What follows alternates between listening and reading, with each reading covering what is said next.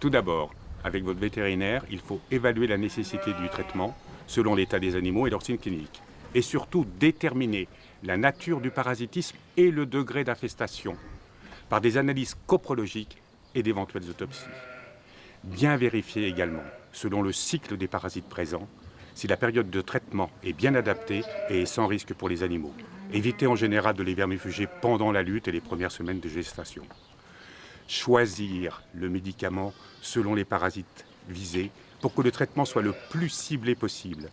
Éventuellement rémanent s'il y a des risques de réinfestation et en veillant de temps en temps à changer de famille d'antiparasitaires pour éviter toute résistance. Choisir le médicament selon le poids le plus élevé des animaux et effectuer si possible le traitement à jeun pour une meilleure assimilation du médicament et une manipulation plus facile des animaux. Avant de mettre en place un chantier de traitement antiparasitaire par voie orale, il faut le bon matériel.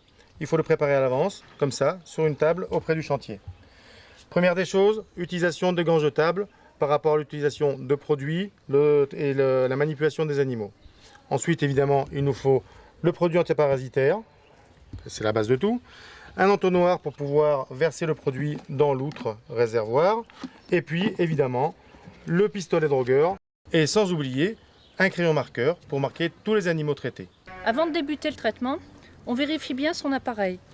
On vérifie notamment la canule, qu'elle soit bien serrée et qu'elle soit bien orientée pour être adaptée à la bouche de l'animal. On vérifie aussi le serrage du réglage de la dose pour éviter les changements de dose en cours de traitement. Pour droguer un animal, donc il faut attraper la tête de l'animal, avec le pouce, lui ouvrir légèrement la bouche. On introduit la canule au niveau de la commissure des lèvres, au fond de la bouche, et on envoie le produit. On retire la canule délicatement et on maintient quelques secondes la tête de l'animal en l'air pour être sûr qu'il a bien avalé le produit. Donc, globalement, on a trois types d'organisation de chantier. Le premier, notamment pour des petits lots, c'est de serrer les animaux dans des barrières et rentrer dans le lot pour individuellement faire des traitements aux animaux. Bon, lorsqu'on traite un lot d'animaux dans une case, la difficulté c'est de contenir l'animal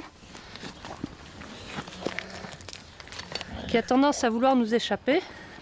Le deuxième, c'est l'utilisation d'un couloir de contention. Et à ce moment-là, on remplit le couloir et successivement, les uns derrière les autres, on traite les animaux. On est quand même encore mobile.